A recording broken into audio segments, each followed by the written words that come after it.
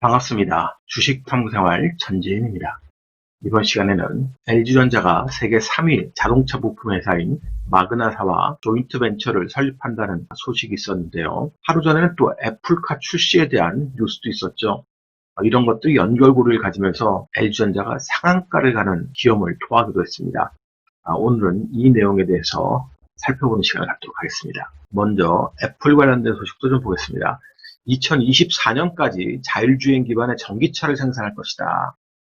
로이터 통신을 통해서 이제 보도가 됐는데, 이 보도가 나오자마자 자율주행 관련된 종목들이 급등락하는 그런 모습을 또 보였었는데요. 로이터 통신에서 보도된 내용을 좀 보면요. 원래 이제 2014년부터 이 프로젝트 타이탄이라고 애플이 이미 전기차 관련된 그런 준비를 하고 있었습니다. 근데 중간에 이 프로젝트가 중단된 것으로 알려지면서 이제는 자동차 관련된 것은 손 뗀 걸로 보였습니다만, 다시 또 프로젝트가 진행된다는 소식이 나왔고, 또 자율주행 관련된 여러 가지 시험 소식도 들려왔었죠.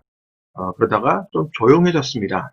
그런데 하필이면 테슬라가 S&P 500에 편입된 이후에 바로 이렇게 또 로이터 통신에서 보도가 나왔어요. 배터리 비용을 급격히 낮추면서 주행거리를 늘리는 새로운 배터리 디자인을 지금 계획하고 있다는 내용이 나왔고요. 자율주행 시스템은 테슬라의 방향과는 좀 다르게 라이더 센서를 포함시킨 시스템으로 지금 보여집니다. 아무래도 웨이모하고 그런 비슷한 종류가 되지 않을까도 보는데, 디자인을 중요시하는 애플이 과연 어떤 식으로 이것을 풀어나갈지 좀 의문부호는 들립니다. 하지만 올해 출시된 애플의 아이폰 12 프로하고 아이패드 프로에 모두 라이다 센서가 탑재되어 있어서 향후 애플이 자율주행 시스템도 라이다 센서 기반이 되지 않을까라는 지금 생각을 하고 있는 겁니다. 배터리 같은 경우 조금더라도 이제 주행거리를 획기적으로 늘릴 수 있는 방안을 고민한다 했었는데, 기존에 배터리 재료를 담는 파우치하고 모듈을 제거를 해서 배터리 팩 내부의 공간을 확보하는 독특한 모노셀 디자인을 사용할 계획이다. 지금 애플 관계자의 말을 인용해서 지금 보도를 하고 있는 거죠. 또 배터리 소재 같은 경우도 리튬 철 인산염을 기본으로 해서 배터리를 지금 구상하고 있는 것으로 보여요. 더군다나 지금 LG전자가 시장에서 이번에 상한가를 갈 정도로 배경이 됐던 이유는, 과거 애플이 마그나 인터내셔널하고 이번에 합작법인을 설립하는 마그나사를 얘기하는 겁니다. 자동차 제조에 관한 논의에 참여했었는데 애플의 계획이 진전이 없다 보니까 이것이 이제 다 멈춰진 그런 상황인데, 마그나 측에 지금 추가적인 인터뷰는 나오지 않고 있는 겁니다. 노코멘트 지금 하고 있는 거예요, 마그나는. 자, 시장에서 그러면 이 내용을 어떻게 보고 있느냐? 애플이 운영 체계를 중심으로 해서 배터리 기술을 개발한다면 여러 가지 라이센스를 보유하고 있는 제조업체하고 파트너십을 통해서 이것을 극복하지 않을까라고 지금 예측을 하고 있습니다. 물론 이것들은 애플이 공식적으로 논평한 게 아니고 지금 보도 내용만 나오고 있는 거예요. 과연 애플이 2024년에 애플카를 정말 출시할 수 있을지 시장의 기대감은 계속 살아있을 수 있고요. 거기에 대한 공식 코멘트가 나오기 전까지는 어쨌든 전기차 시대에는 이런 재료들이 시장의 수급을 계속해서 형성할 수 있다는 점을 우리가 생각을 해야 될 것 같습니다. 자, LG전자가 캐나다 마그나와 전기차 파워트레인 합작사 세운다. 이 뉴스 뜨고서 이날 LG전자가 상한가 거고요. 공시 내용을 보시면 회사명은 이제 가측입니다. LG 마그나 E-파워트레인, 이 발행 주식의 49%를 마그나사에 이제 매각을 하는 거죠. 그래서 합작법인이 설립되는데 5천억대에 매각을 하게 되고요. LG전자가 지금 영위하고 있는 전기차 사업 분야, 이 중에서 이제 모터하고 파워 일렉트로닉스, 배터리 히터, 그리고 배터리하고 배터리 팩 부분 관련 사업, 이쪽을 마그나하고 이제 합작법인 설립하면서 물적 분할하게 되는 거고요. 캐나다에 있는 본사가 아니라 계열사인 오스트리아의 계열사하고의 그런 합작법인 설립입니다. 아마 유럽을 공략하기 위한 발판을 마련하지 않나 이렇게 좀 보고요. 애플카는 이런 여러 가지 연결고리가 있기 때문에 기대감이 있어서 플러스 알파를 노리고 있는 거고, 그냥 우리가 그런 걸 배제한다고 해도 LG전자가 이렇게 유럽의 전기차를 공략하기 위해서 오스트리아 법인과 합작법인을 이렇게 설립을 하게 되는 거겠죠. 이미 LG전자는 GM의 이런 전기차 주요 부품들 납품하고 있습니다. 보시다시피 제일 중요한 이제 구동 모터 쪽, 뭐 인버터, 충전기, 컨버터, 급속 충전, 통신 모듈 이런 쪽을 다 합작을 하게 되는 거고요. 또 공조 부품 쪽, 전동 컴프레셔라든지 배터리 히터 쪽 이쪽도 이제 합작을 하게 될 것 같고요. 또 전원 공급 장치 제일 중요하죠. 배터리 팩이라든지 전력 분배 모듈 같은 이런 사업 부분들도 가능하다고 보여지고요. 다만 이번에는 그 계기판이나 인포테인먼트 시스템은 빠져 있습니다. 구동장치, 공조부품, 전원공급장치 이런 쪽이 더 집중되어 있는 것을 우리가 알 수 있을 것 같아요. 자, LG전자가 전장사업 부분에 2013년부터 투자하기 시작해서 이번 2020년에 마그나하고의 합작으로 인해서 완전히 이제 틀을 좀 갖췄다라고 보여집니다. 특히 이 전장 부품 시장 규모가 2024년에 우리 돈으로 약 440조가 넘는 4천억 달러 수준까지 될 것 같은데요. 지금 매출이 5조 정도 나오고 있습니다. 그렇기 때문에 앞으로 이렇게 시장이 성장하는 건 많고 LG전자에 그동안 발목을 잡았던 모바일 사업부가 구조조정하고 이 전자부품 사업 쪽이 확장된다 그러면 충분히 다시 재평가받을 수 있는 기회가 될 수 있을 것 같아요. LG전자의 실적 전망치를 좀 살펴보면요. 여러분들이 사용하시는 증권사의 HTS 보시면 아마도 LG전자 관련된 리포트들이 있을 겁니다. 그 리포트를 참고하셔도 좋고요. 이 자료는 대신증권의 리포트 자료입니다. 보시다시피 차량 부품 관련된 사업 부분이 2019년에 5조 4천억에서 올해는 5조 6천억 정도 될 전망이고요.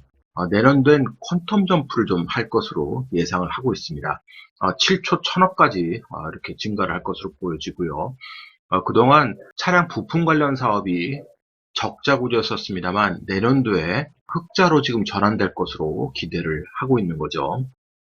그리고 그동안 가장 아픈 손가락이었던 모바일 쪽 사업부가 올해도 전년 대비해서 매출이 좀 줄어들 것으로 보입니다. 5조 9천억에서 5조 4천억으로 줄어들 것으로 보이고 당연히 영업이익도 감소 추세인데요. 그래도 다행스러운 것은 2019년에 1조 원대의 그런 영업 적자가 올해는 적자 폭이 축소될 것으로 지금 기대를 하고 있습니다. 7천억대로 지금 축소될 것으로 기대하고 내년도에 구조조정을 통해서 6천억대까지 줄어들지 않을까 이런 기대를 하고 있는 거죠.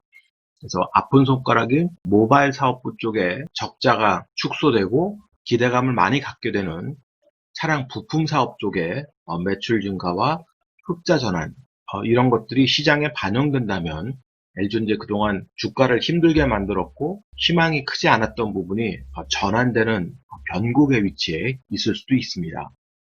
그리고 올해 영업이익이 3조 2천억 정도 예상하는데 내년도에도 비슷한 수준을 유지할 것으로 보여지고 있습니다. 올해 노다 사태로 인해서 가전사업부의 그런 실적이 좋았는데 내년도에도 견조한 실적이 좀 나올 것 같고요. 하지만 지금 시총이 약 18조 정도 되기 때문에 지금의 시총이 아주 비싼 수준이 아니죠.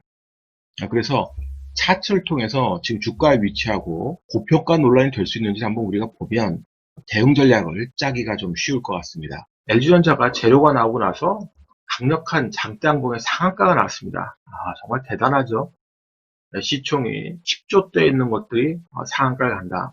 거래량도 뭐 엄청난 대량 거래를 터뜨렸고요.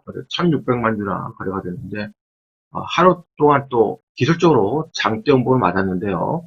음봉의 길이가 크기 때문에 부담스럽습니다. 분명히 이 매물 소화는 또 나와야 될 거예요. 하지만 시장에 기대감이 계속 전해지고 유동성이 지금 풍부한 시장이기 때문에 기술적으로는 상당히 의미 있는 그런 모습입니다. 거래가 더 줄었으면 좋았을 텐데 그렇지 않더라도 이 매물 소화하는 기간이 지나게 되면 충분히 추가적인 상승도 가능할 거예요. 자, 기술적으로 빠른 대응이 가능하다 그러면 금요일날 저점이죠. 11만 500원을 이탈하는지 안 하는지만 보면 됩니다. 이탈하면 한 단계 더 내려올 수 있을 거고요. 이탈하지 않고 여기에서 반등이 나오기 시작하면 이 위에서 주가가 수렴될 가능성이 있는 거죠. 반등폭이 크냐 짧냐에 따라서 또 대응 전략은 달라질 수 있는데요. 일단 기준점은 금요일장에 저점을 기준점으로 해서 종가상으로 이 저점이 이탈되느냐, 이탈되면 밑에 하단까지 또 다 열려져 있을 수 있는 거고요. 그럼 대응 전략이 달라질 수 있습니다만 어쨌든 이 자리를 깨고 종가상으로 마무리되느냐, 이 자리 위에서 움직이냐는 결국 추가 상승에 대한 에너지를 나타낼 수 있을 겁니다. 기준을 보고 대응하면 돼요. 그렇다고 뭐 깨지면 손절하냐, 아주 짧은 단타를 치는 사람들 아니면 손절할 이유가 없는 거죠. 분할로만 접근하면 무리가 없습니다. LG전자 같은 경우. 애플이 애플카에 대해서 완전히 부인하는 그런 뉴스가 나온다든지 이러면 몰라도 또 이 조인트 벤처 설립이 취소됐다 이런 것들이 아니다 그러면 주가가 조정이 나와도 이렇게 큰 수급이 한번 들어와서 시세를 만들고 그 시세가 지금 LG전자가 시시가총액이 18조 정도인데 이 재료가 만약에 LG전자 시총이 30조, 40조 이미 주가가 최고점 조금 당겨 볼게요. 자, LG전자가 요 싼 고점의 자리를 지금 장악을 다시 하려고 하는 의미 있는 자리인데 이 자리가 아니라 지난번에 2008년도에 만들었던 그 최고점을 다 뛰어넘어서 뭐 지금 주가가 30만원 뭐 이 정도 가 있을 때 뭐 25만원 30만원 가 있을 때 이 재료가 나왔다는 것은 털어먹기 위한 재료일 가능성이 충분히 있습니다. 근데 그렇지 않고 주가가 많이 바닥 대비해서 올라왔습니다만 LG전자 실적과 시총의 관계에 보면 아주 고평가 구간에서 이 재료가 나온 게 아니기 때문에 또 LG전자의 사업이 전환될 수 있는 일대 전환점에 서 있는 기로에서 이런 재료가 나왔기 때문에 이 매물만 소화되면 얼마든지 시장의 기대감은 살아있을 수 있어요. 그래서 욕심만 내지 말고 분할로 대응하면서 단계별 분할 전략을 짜면 되는 겁니다. 자, 이번에 이 10만원대, 요 10만원대까지 조정이 나오는지 폭을 넓게 매직 구간을 잡으면 되겠죠. 아니면 금요일에 저가를 종가상으로 깨지 않고 움직이는지 이 부분을 잘 노려보시면 되고요. 뭐 LG이노텍이나 LG디스플레이, 애플 관련된 종목도 있습니다만 그건 좀 번외로 보시고요. 일단 핵심인 LG전자만 노려서 한 종목에 집중할 필요가 있는 겁니다. 이 부분에 대한 재료로 내가 뭔가 트레이딩도 하고 미래 수익을 가지려면 여러 종목 분산하는 게 아니라 한 종목에 재료가 소진될 때까지는 집중하는 게 좋다는 소리예요. 다른 테마 종목들은 워낙 급등락하고 있기 때문에 일반 투자자들은 손 안 대는 게 좋습니다. 그것을 내가 테마 논리에 의해서 잘 다룰 수 있는 사람들만 접근하는 게 좋고요.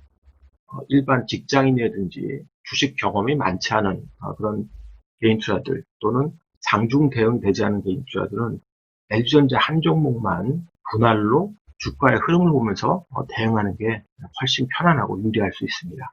문자 한 줄 요약. LG전자 대전환의 시발점에 있다. 이 영상이 도움이 되셨다면 좋아요, 구독하기 부탁드리고요. 다음 시간에 또 뵙도록 하겠습니다. 고맙습니다. 천진이었습니다.